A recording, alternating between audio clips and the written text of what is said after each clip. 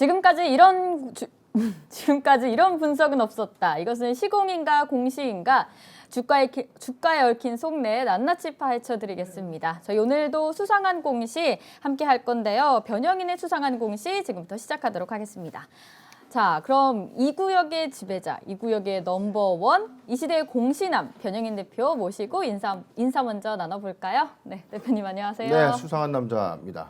오늘 제가 주에 2회 방송을 하잖아요. 네. 그래서 이게 공시가 사실은 매일매일 있는데 이게 지금 저희가 이제 방송 시점에서는 오늘 좀 특이했던 공시나 네. 아니면 전일, 그렇죠. 그러니까 어제죠, 어제에 조금 이슈가 됐던 공시들 좀 다뤘는데 중간중간 이제 공백이 있잖아요, 우리가. 네. 화요일, 수요일, 맞아요. 금요일 공백이 있죠. 그렇다 보니까 공시에 좀 맥이 좀 끊기는 것 같아서 제가 오늘 좀 준비를 또 했지만 아마 이건 좀 모아서 한번 해봐야 되는 거 아닌가 좀 그런 생각도 좀 한번 해봤습니다. 아, 우리 빈 그렇죠. 방송을 못하는 날 공시도 모아서. 공시가 좀 재밌는 공시들이 좀 있을 수 있거든요. 네. 근데 좀 매일 방송을 하게 되면 우리가 좀 다루기가 좀 좋은데 좀 어떤 재미난 공시가 한 소위 2, 3일 지나서 좀 하게 되면 흐름이 끊기니까. 힘이 빠지는 거죠, 뭐. 그렇죠? 그럴 수 그런 있네요. 흐름이 있기 때문에 한번 제가 고민을 한번 해보도록 하겠습니다. 네, 좋습니다.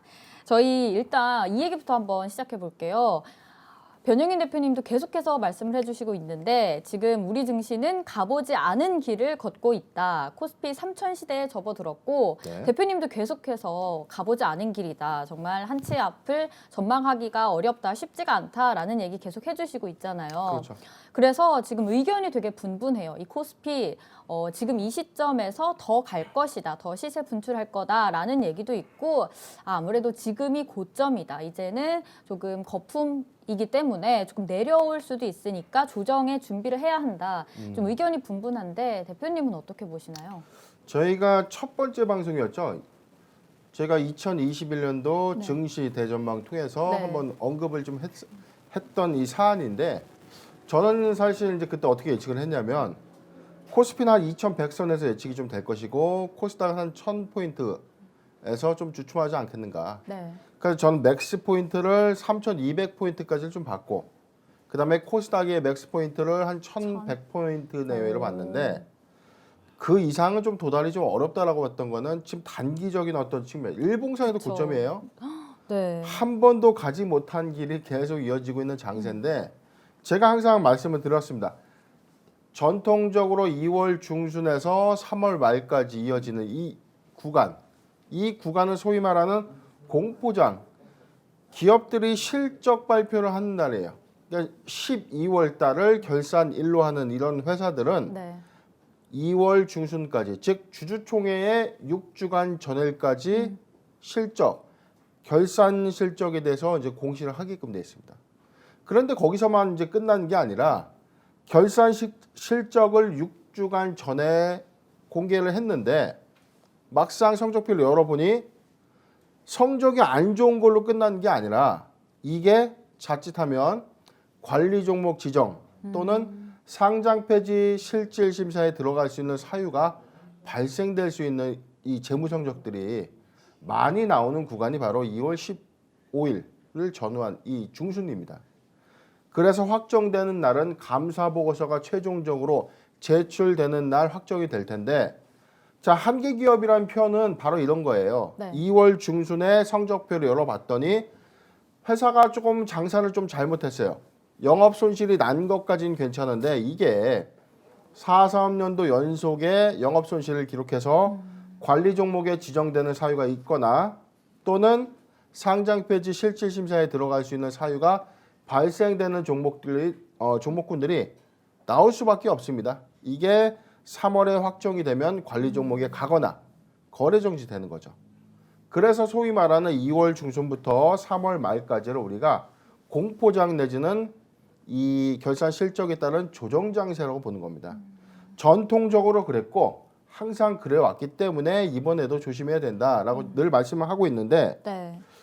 지금 포인트는 그거예요. 지금 3100포인트에서 지금 계속 왔다 갔다 하고 있는 이런 흐름을 좀 보이고 있죠. 네. 그런데 3000선은 붕괴되지 않고 있습니다. 제가 맞아요. 1월 말에서 한 2월 초까지는 이런 흐름이 좀 견고할 것이다. 대형주가 하락을 하면 중형주, 소형주에서 반등 흐름이 최근에 이어지고 있죠. 네. 예, 이런 흐름은 계속 지속될 건데, 자, 지수의 흐름을 지금 3,000포인트를 유지할 수 있는 것은 바로 유동성입니다. 근데 언제까지나 유동성 장세로 갈 수는 없는 거죠. 자, 대외적인 변수가 예고가 되어 있고 2월 중순에 예상되어 있는 공포장 이런 부분들, 그리고 3월에 공매도 재개 소식까지 전해지면서 증시의 불확실성이 나오고 있는 구간이다. 그렇기 때문에 3,000선을 2월 중순 이후부터는 조금 더 밑으로 3,000포인트 밑으로 좀 하회하지 않겠느냐라고 저는 개인적으로는 좀 생각하고 있습니다. 네. 그 결산 실적에 따른 공포장도 준비를 해야 되고 또 공매도가 다시 재개됨에 따라서 그에 따른 조금 불안감도 있기 때문에 2월 말, 3월 중순 그 공포장 이후부터는 좀 3,000포인트 아래로 하락할 수도 있다라고 의견을 제시를 해주셨습니다.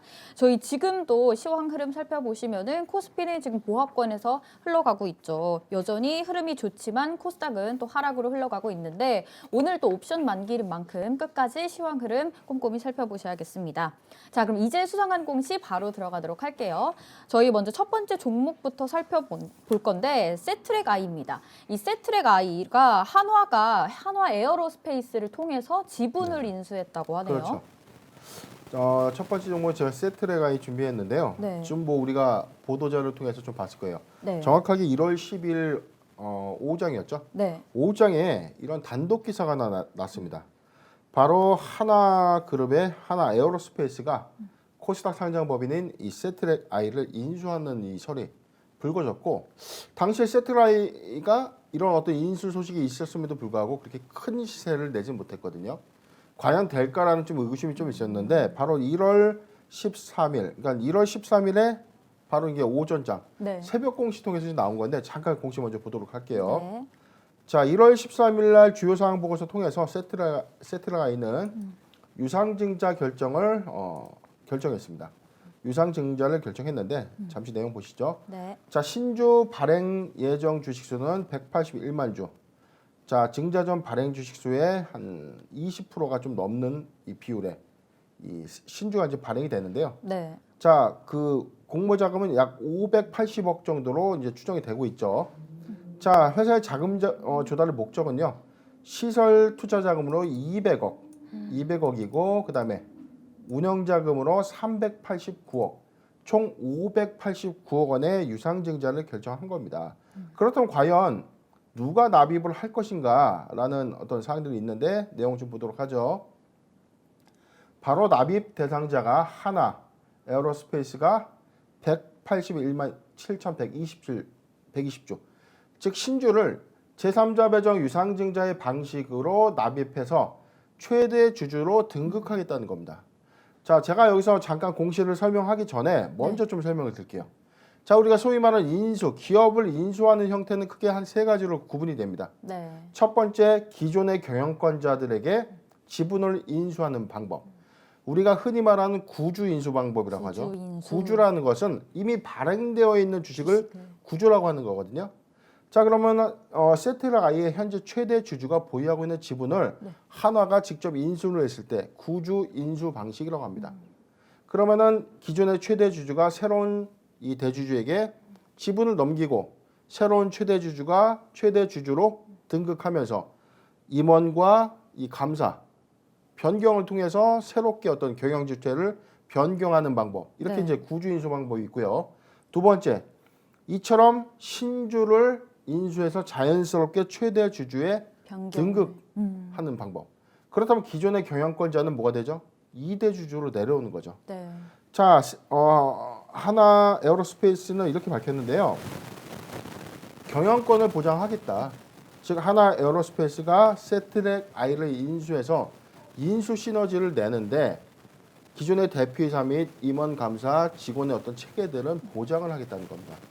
즉 사업의 양수를 지분 취득의 방법을 통해서 한다. 이렇게 보면 되고, 후속 보도자를 통해서 이제 내용이 좀 나와 있는데 하나 에어로스페이스가 하나 시스템, 그다음에 세트랙 I로 이어지는 위성 사업 밸류체인을 완성해서 우주 항공 사업을 좀 본격화하는 의도가 아니냐. 근데 아이러니하게 오는 요번 이제 정기주총이죠. 정기 주주총회 예정되어 있는 올해 3월에 하나그룹에서 김승현 회장의 이 복귀, 즉 등기 임원에서 지금 나가 계시거든요. 과거에 그 아들의 어떤 이 폭력 사건이 좀 연루돼서 경영에서 좀 물러나 있었다가 그렇죠. 네. 당시에 뭐 등기 임원에서 이제 다 내려오셨어요. 내려오셨다가 다시 신성장, 그러니까 그룹의 어떤 비즈니스 모델을 좀 확정하는 이 차원에서 다시 경영 일선에 이제 복귀하는 과정에서 처음 이루어지는 이제 딜이라는 거죠. 그럼에도 불구하고 세트라이가 사실 이런 발표 이후에 주가는 오히려 하락하고 있다. 좀 궁금한 게 많을 텐데 지금 이렇게 보여야 됩니다. 지금 하나 에어로스페이스는 지금 신주 580억을 인수하고요. 네. 그다음에 후속해서 전환사채 500억 신규 취득 계획을 가지고요. 잠깐 볼게요. 네. 자, 1월 13일에 유상증자를 결정했던 같은 날이었습니다. 네. 자, 회사는 1회차 김영식 무보증 3호 전환사채. 좀 틀리죠? 그러네요. 우리가 네. 전환사채의 발행 방식이 흔히 무기명식이라는 거죠. 우리가 기명과 무기명의 차이점 아시죠? 흔히 말해서 우리가 어떤 회원권을 살 때 무기명 회원권은 누구나 다 쓸 수 있는 겁니다. 기명 회원권이라는 거는 특정 인만 갖고 있는 거예요. 자, 기명식이라는 것은 특정해서 지정된 자를 대상으로 이제 발행을 하게 되는데 이 역시 하나 에어로스페이스가 500억을 출자한다는 겁니다. 즉 1,059억 원의 이 자금을 세트랙 I에 신규로 투자해서 회사의 어떤 모멘텀을 향상한다. 근데 주가의 방향은 지금 다르게 가고 있어요. 네. 그래서 세트랙 I 보유자 관점에서 하나가 인수를 하는데 왜 주가가 퇴보하고 있나요? 라고 걱정을 하실 텐데 자, 여러 가지 대외적인 어떤 변수는 재료의 어떤 소멸 관점일 수도 있습니다. 즉 기관은 물량을 팔고 있었죠. 이런 어떤 기대감을 미리 인지했던 어떤 정부 관계자에 의해서 주가가 소폭씩 점진적으로 좀 상승을 했다가 재료의 어떤 소멸 관점 때문에 세트랙 I가 가격 조정을 좀 받고 있는데 자, 답은 나와 있습니다. 네. 의도를 우리가 알아야 되죠. 수상한 공시를 우리가 분석하는 이유입니다. 자, 590억 플러스 500억 과연 어디 있을까요? 자, 답은 나와 있습니다. 여기 내용을 좀 보도록 하죠. 네. 아까 전에 저희가 분석한 이 금액은 시설 신규 자금에 200억을 투자하고 나머지 390억 정도를 운용자금 쓴다고 했습니다. 자, 조달 자금의 구체적 사용 목적, 즉 500억은 시설 및 연구 개발에 투자하겠다. 네. 즉 1,000억에 가까운 막대한 자금을 시설과 연구 개발에 투자를 한다는 거죠. 그럼 이게 완성이 되는 그림 이후에는 뭘까요? 실적이죠. 회사가 돈을 벌기 위해서 투자를 한다는 겁니다. 100억, 200억 조금 투자가 아니라 1,000억에 가까운 빅픽처가 있다. 자, 제가 과거에 첨보에 대해서 한번 설명한 적이 있습니다. 500톤 캐퍼가 2023년까지 6,000톤으로 확장되는 이 전해질 용액에 들어가는 첨단 핵심 소재. 이 투자의 전체 밸류는 12배가 상승할 수 있는 가치였습니다. 마찬가지로 1,000억 원이라는 이 자기 자본의 뭐 3배 정도를 초과하는 막대한 투자금이 시설 투자로 이어지는 흐름이라면 현재 세트랙 I가 갖고 있는 성장성이 곧 배가 될 것이다. 이런 관점 때문에 물론 우리가 항공우주 테마 자체가 주가에 큰 모멘텀으로 작용하지는 않았습니다. 너무나 먼 이야기이고 그쵸. 위성 개발이 계속 본격화된다는 어떤 그림 하에서만 좀 움직였는데 조금 고무적인 것은요. 하나 에어로스페이스가 바로 지금 그 테슬라 네. 테슬라의 그 창업주죠. 일론 머스크가 지금 추진하고 있는 스페이스 X 프로젝트에 또 신규 투자를 했던 거죠. 맞아요. 자, 이런 그림과 흐름에 따라서 세트랙 I도 주목을 받게 된다면 현재보다는 점진적인 성장 가치로서 부각되는 것 아니냐 하는 공시의 의도가 있었다라고 분석이 되는 대목입니다. 그럼 한화가 이제 미래 먹거리로 선택을 한 만큼 우주 위성 사업 진출을 조금 더 기대해 볼 수 있는 종목이겠네요. 일단 뭐 세트라이에 대해서 먼저 좀 설명을 하자면 우리나라 최초의 위성 1호입니다. 1호. 우리별 1호의 개발 인력들이 만든 회사예요. 즉 우리나라 최초의 인공위성을 만들었던 개발자들이 인력들이. 따로 창업한 회사가 바로 세트라가인데 지금 우리가 통신위성, 군사보안위성부터 해가지고 많이 올라가 있습니다. 네. 근데 우리가 일론 머스크가 지금 추진하고 있는 이 스페이스X 프로젝트는요. 위성이 한두 개가 들어가는 게 아니죠. 수십만 개의 위성이 쏘아 올려져서 이게 좀 이런 효과도 있대요. 네. 앞으로는 우리가 별을 볼 수가 없을 것이다. 왜요? 위성이 별같이 보인다는 거죠. 너무 많이 이제 하늘에 이제 쏘아지니까. 그런데 그 위성의 어떤 신호 체계를 통해서 우리의 삶이나 여러 가지 어떤 극대화를 조금 누릴 수 있다라는 뭐 양분론자의 어떤 의견들이 좀 있지만 네. 자, 우주항공 사업은 머나먼 이야기보다는 진행형에 가깝기 때문에 우리나라의 항공 우주 산업 이 기술은 많이 퇴보되어 있죠. 이런 관점에서 세트라가이는 우리나라 유일의 기술을 좀 더 선도하는 기업이기 때문에 대기업의 인수와 이에 따른 집중적인 어떤 투자 흐름은 큰 시너지로 좀 작용되는 것 아니냐라는 네. 의견들이 있기 때문에 지금 단기의 어떤 주가의 조정 측면만 보지 말고 우리가 2년, 3년간의 중장기적 관점에서 세트라가이의 성장성을 지켜보는 것도 괜찮다. 이렇게 분석이 됩니다. 네. 저희 지금까지 세트랙 I 공시 살펴봤고요. 다음으로 살펴볼 공시 종목은 나이스 정보통신입니다. 인터넷 결제하시는 분들은 이 나이스 정보통신 통해서 결제해 보신 분들 많을 거예요.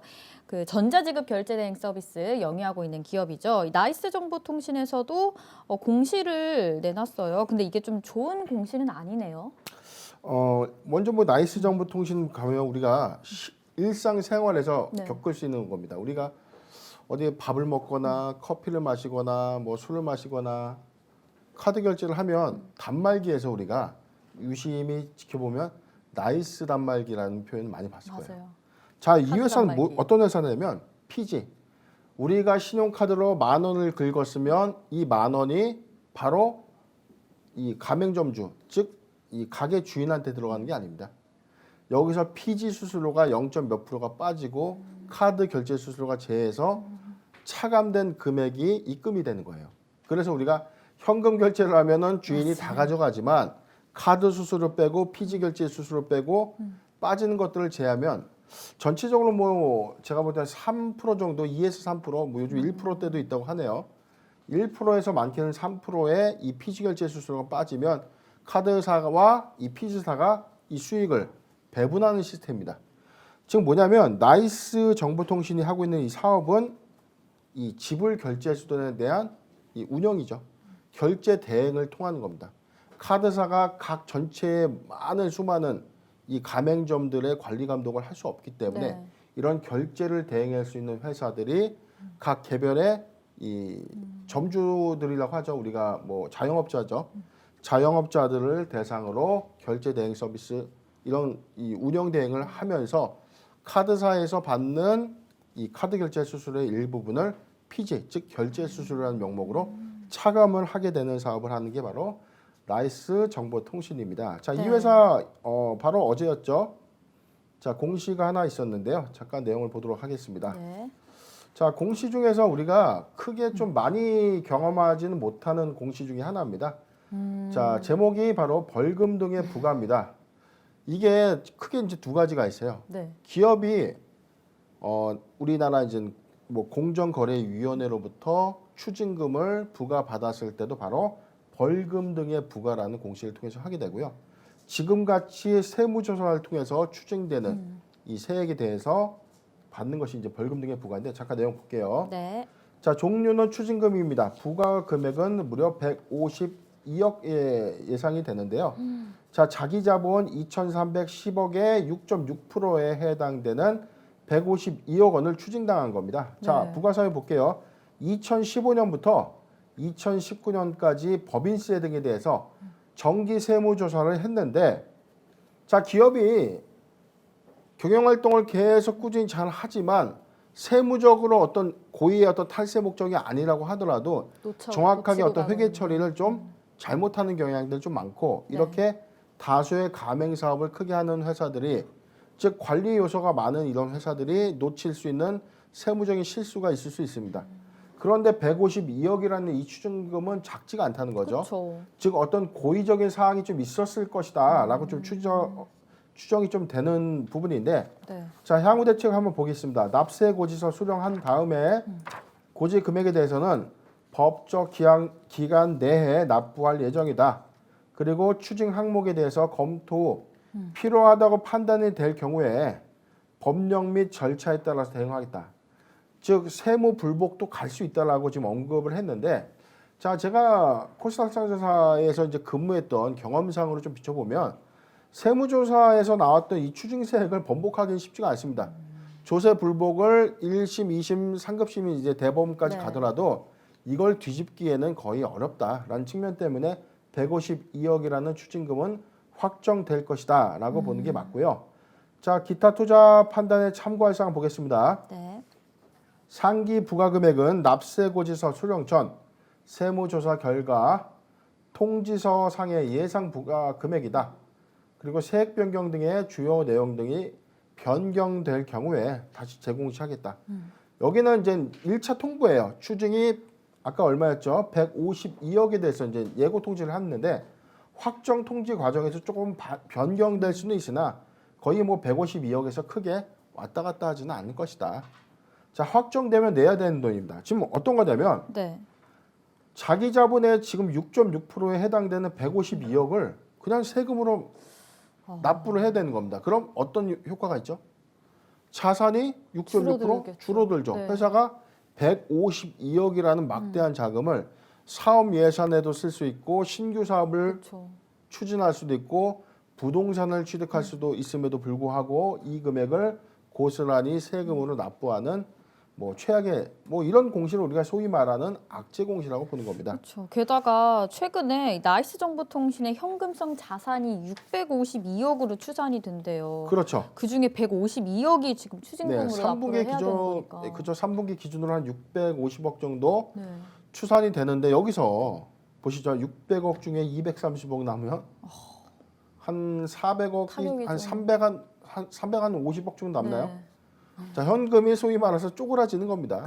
정말 쪼그라지는. 물론 회사는 표현이네요. 네. 법적 기한 내에 뭐 완샷으로 납부하지는 않을 거예요. 네. 조금 뭐 분할 납부라든가 뭐 분납 형태로 좀 납부를 할 텐데 그래도 결코 적지 않은 금액 때문에 좀 그런데 우리가 나이스 정보통신의 오늘 현재 주가가 예상외로 잘 버텨주고 있습니다. 왜일까요? 저 어떤 효과가 있었죠?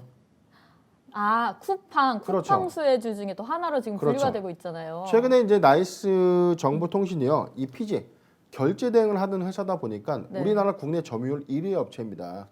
1위사와 쿠팡과의 시너지가 있겠죠. 그렇죠. 자, 쿠팡이 물건을 많이 팔고 팔면 팔수록 뭐가 된다? 수수료가 피지 수수료는 나이스가 먹는 구조입니다. 자, 이렇기 때문에 너무 좋겠다.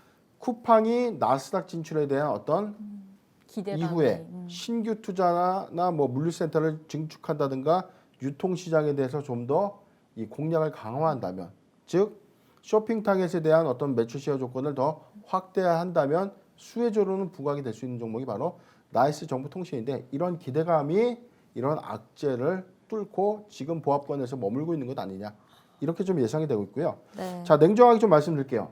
쿠팡이 나스닥에 상장이 된다고 해서 나이스 정보통신이 동반적으로 얻는 시너지는 없습니다.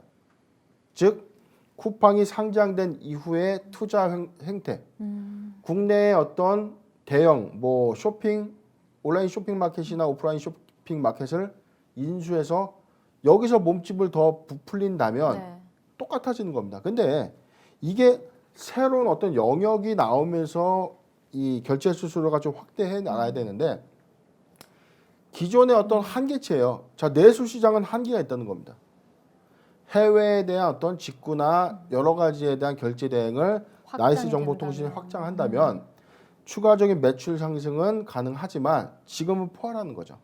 국내 점유율 1위의 피지 결제 수수료를 받고 있지만 수익성은 계속 안 좋을 수밖에 없습니다.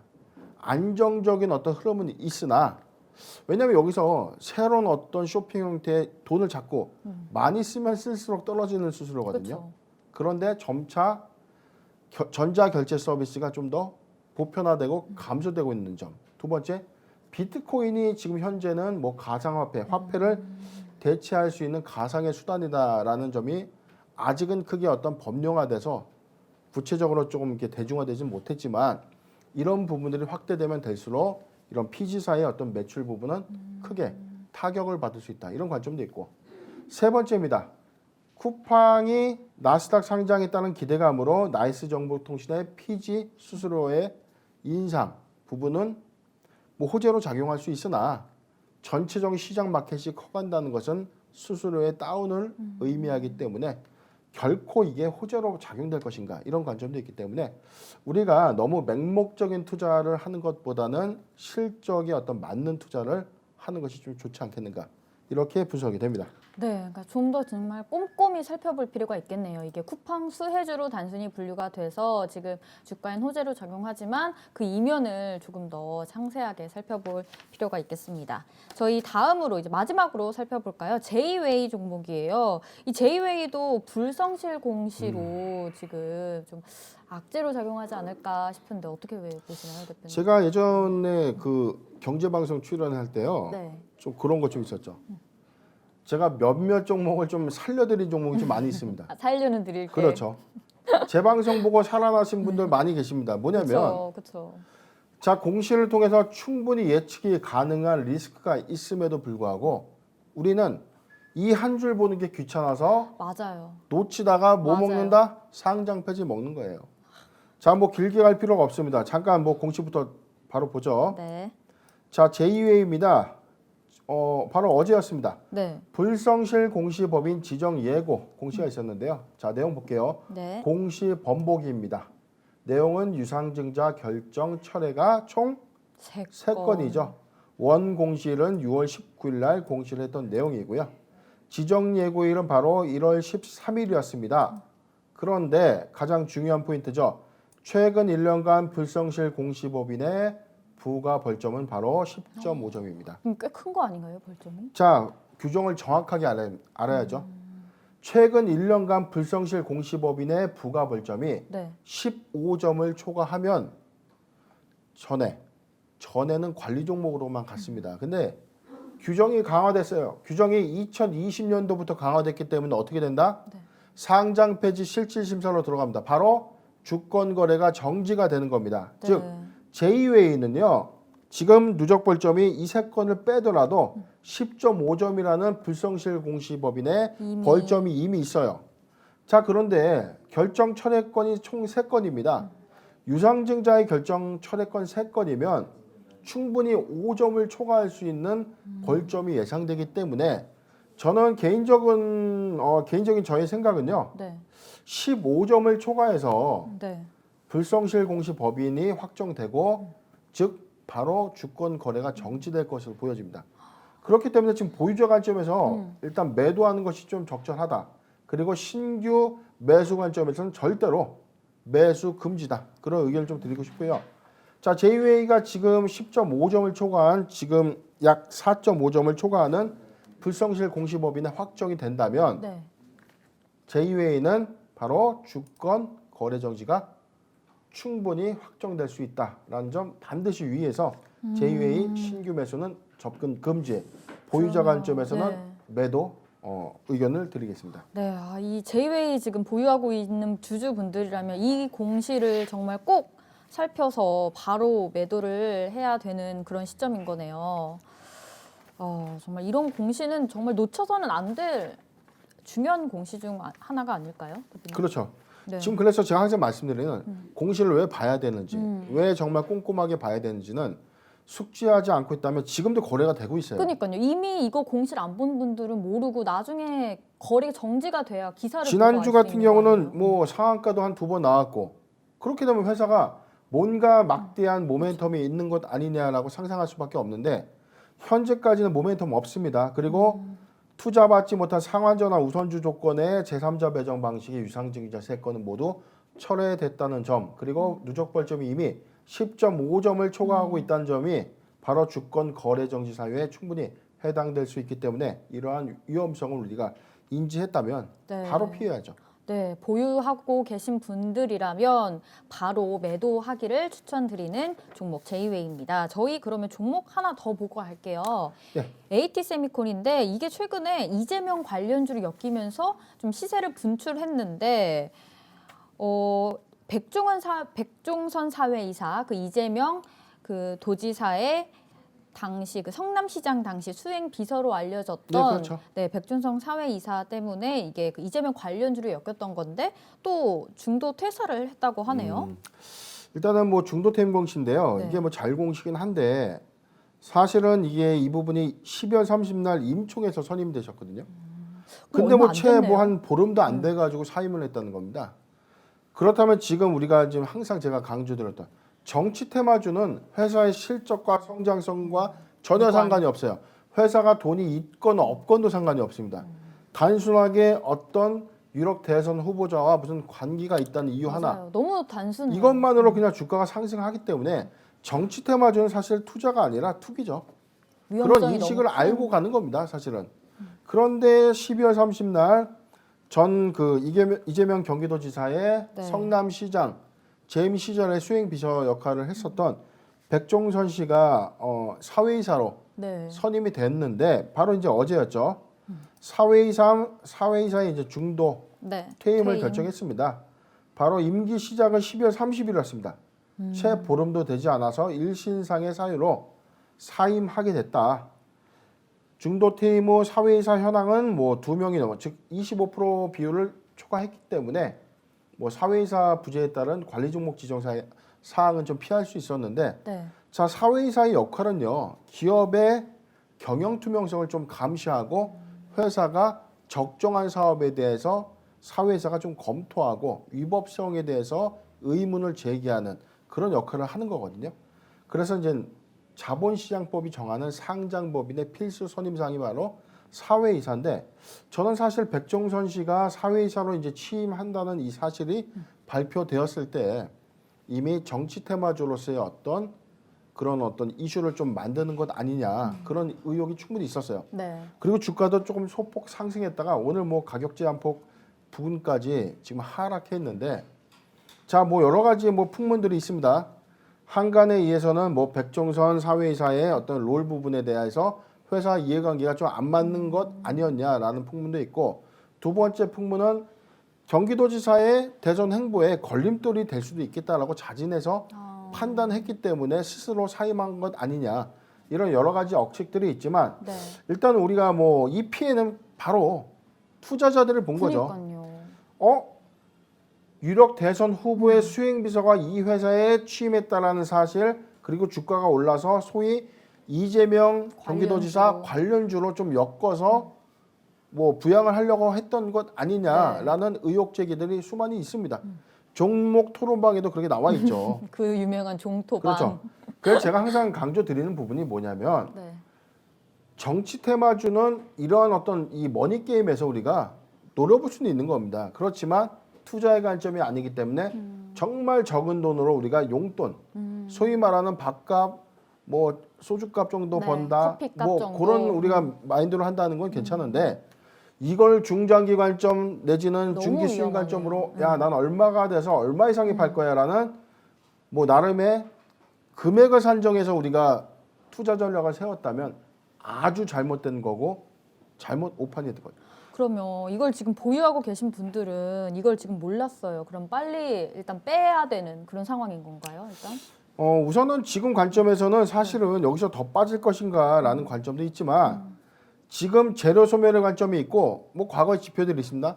과거 유력 대선주가 잠깐 재임했다가 나가셨는데도 불구하고 계속 관련주로 남아 있는 게 케이스가 좀 있죠. 네, 그렇죠. 그런 케이스가 있기 때문에 뭐 여러 가지 풍문설 아까 말씀드렸던 뭐 자진사임설부터 여러 가지가 사유가 있지만 일단 AT세미콘의 뭐 수급 동향이나 전체적인 실적은 매우 좋지 못한 상황이기 때문에 조금 이 반등 시 매도 전략이 좀 맞지 않는가 이렇게 정리가 되겠습니다.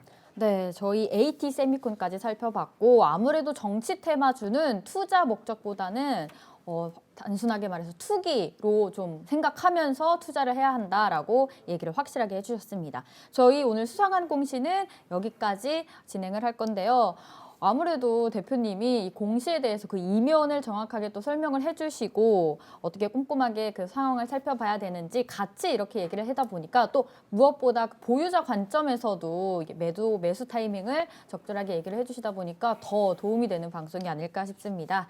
저희 수상한 공시는 오늘 여기까지 여러분과 함께 하도록 할게요. 저희는 다음 주 월요일 이 시간에 또 뵙도록 하겠습니다. 저희 대표님과 인사 나누면서 오늘 프로그램 마칠게요. 네, 고맙습니다.